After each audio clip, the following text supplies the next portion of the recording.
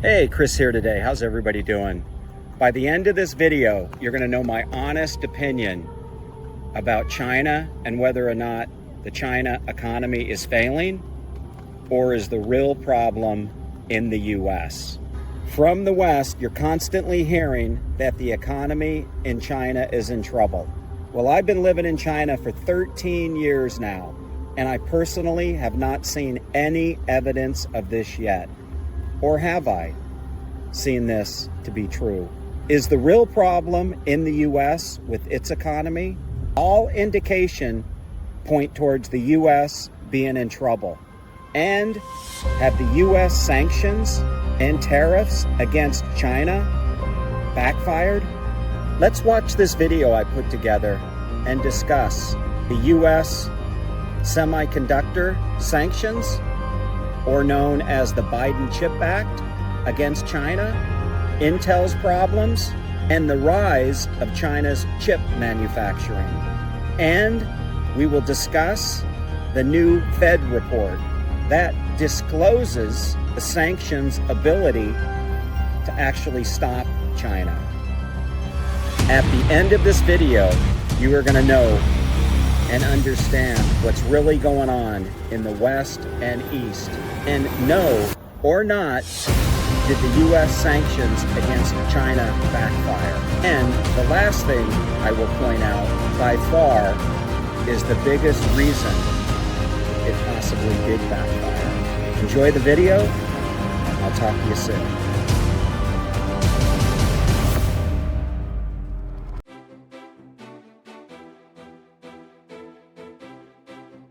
Lately, it seems to be story after story about the U.S. semiconductor sanctions on China and how they're hurting American companies and companies in friendly countries. And then comes another tariff or sanction. Everything happens fast in tech, and breakthroughs happen quickly.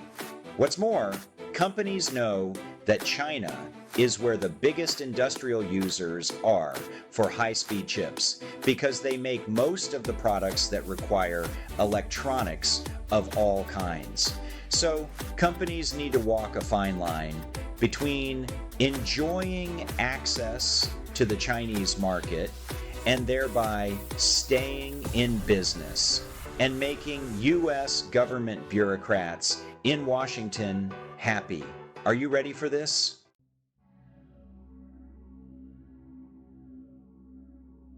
There's new evidence that now discloses the true reason why the U.S. economy and stock market is heading for a recession. This report will absolutely shock you because it proves the U.S. government's efforts to contain China have now officially failed. And the biggest losers in this ordeal are some of America's most important tech companies.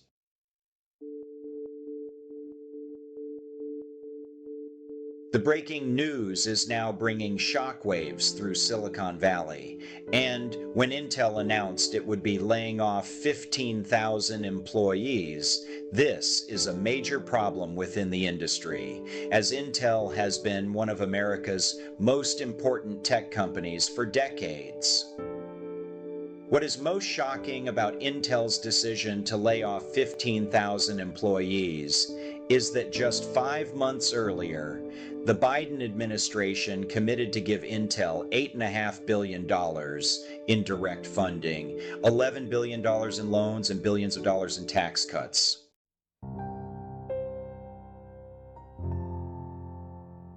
All of this was going to come directly from Joe Biden's CHIPS Act, a bill that was passed with the intention of stopping China's advancements in the chip industry and ensuring that the United States would become the top producer of microchips. But the U.S. Federal Reserve just released a bombshell of a report where the USA government now admits America's plan to stop China has completely backfired. The detailed report about geopolitical risk and the decoupling evidence from USA export controls will be linked below in the video description. What is mind-blowing is that the US federal government actually now admits that America's obsession with stopping China has resulted in a complete loss for the United States. The USA imposed export controls to deny China access to strategic technologies have failed. There are findings of no evidence of reshoring or friendshoring as a result of these disruptions. Impacted suppliers have stock returns that wipe out billions of dollars in market capitalization and experiencing a drop in bank lending, profitability, and employment. I must give credit to the Federal Reserve for being honest and publishing this incredible report. It's not easy for the US government to swallow their pride and admit that its plan to contain China has directly resulted in less revenue, less profit, and fewer employment opportunities for the American tech industry.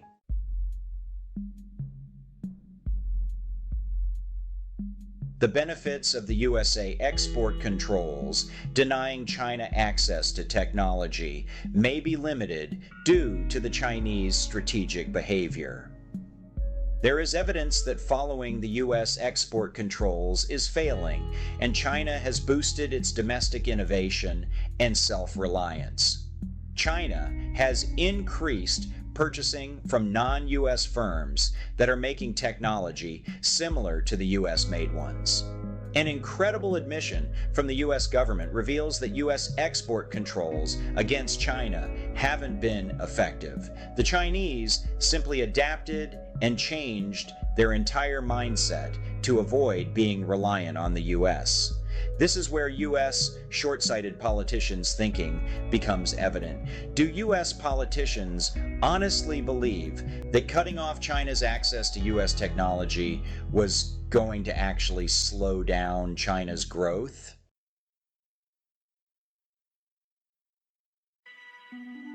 With the number of educated professionals in China now, does the United States really want to go against China's ability to manufacture high tech?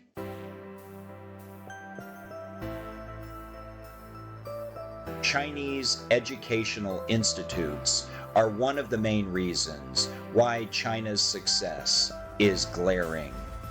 China has nearly 10 times the number of graduates in science, technology, engineering, and mathematics than any other country.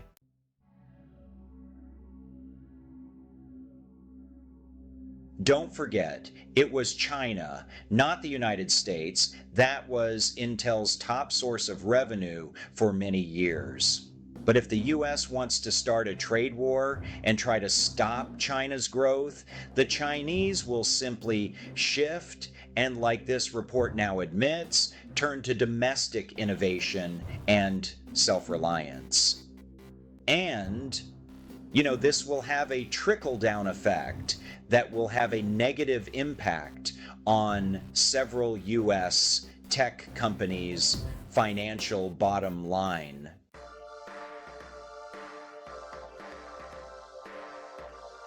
Earlier this year, the Financial Times reported the Chinese government has introduced new guidelines that will require government PCs and servers powered by Intel or AMD processors to be replaced with domestic alternatives.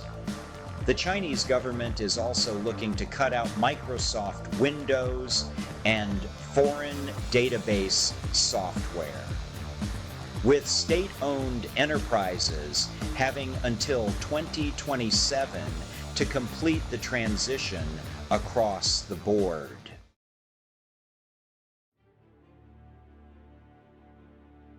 How about the words of Ana Manuel, who is the executive director of the Aspen Security Forum and clearly outlines the U.S. government strategy against China? She goes on to say, "The United States and allies have been the undisputed technology leaders for decades, and we now have someone who is running the race and running really fast, and that is China.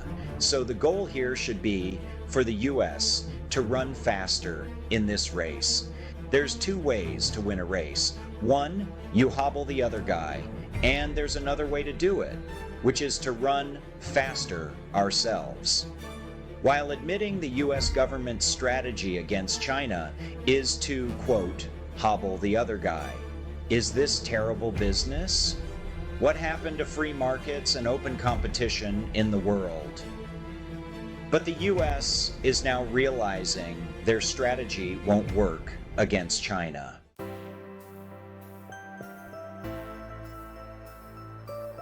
Another report that essentially tells the exact same story 5 years ago when Washington sanctioned Huawei, cutting off the Chinese company's access to advanced USA technologies because it feared the telecommunications giant would spy on Americans and their allies. At the time, many industry experts believed that these sanctions from the US government would be the end of this Chinese company. But, remarkably, Huawei pivoted into multiple new industries and has now made one of the most impressive comebacks in corporate history.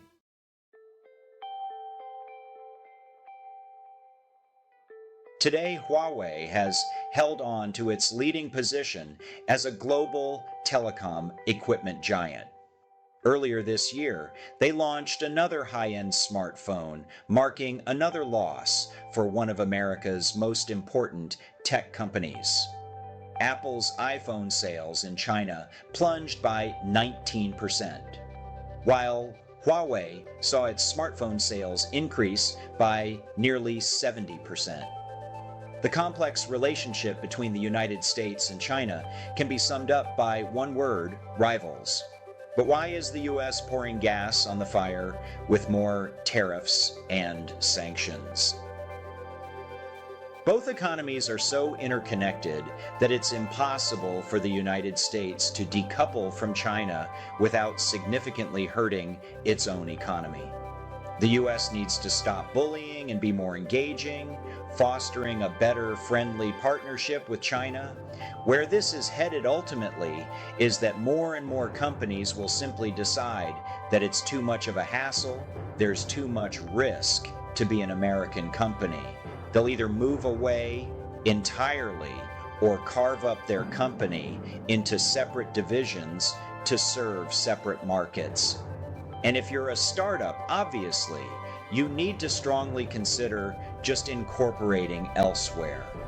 Put another way, the government in Washington is compelling companies to reorganize in order to stay in business.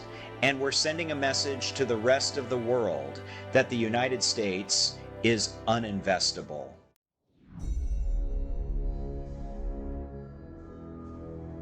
Nvidia is the company designing the most advanced AI chips. The semiconductors used are for the most demanding applications of artificial intelligence. Nvidia designs them, but they do not produce them, and this is an important distinction. Nvidia outsources production of their chips to the Taiwan Semiconductor Corporation.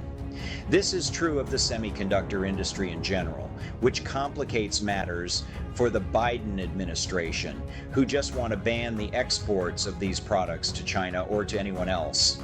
The chips are never in the United States until the foundry in Taiwan ships them over. They're being built at Taiwan Semiconductor and then put into a box with an American company's name on the side.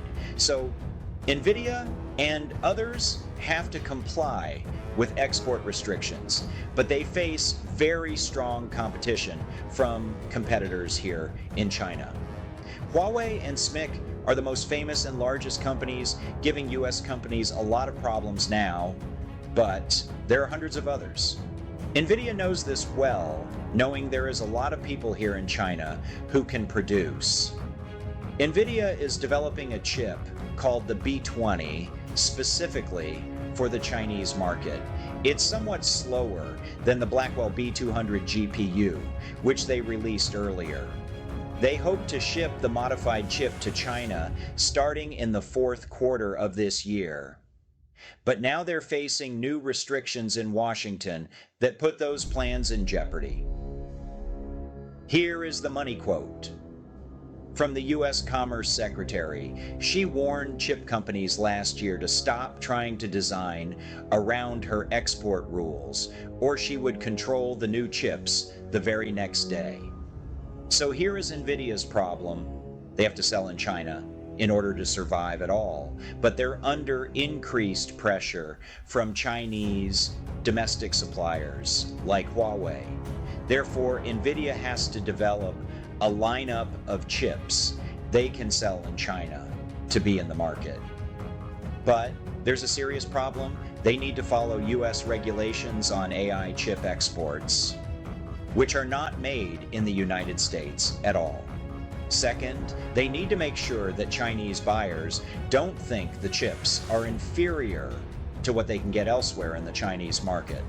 And that's getting harder and harder to do, as the primary advantage of the B20 chip will be the improved interconnection features, which allow for multiple cards to be stacked. But now, the Commerce Department is likely to stop those sales. The Biden administration's trillion-dollar game is backfiring, and Nvidia needs China, which is their third largest market, and it's being targeted by stricter and stricter US sanctions. Nvidia was told it could not sell.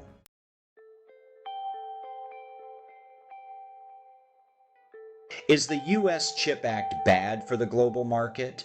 Are the sanctions on China justified? And are these sanctions impacting the global market?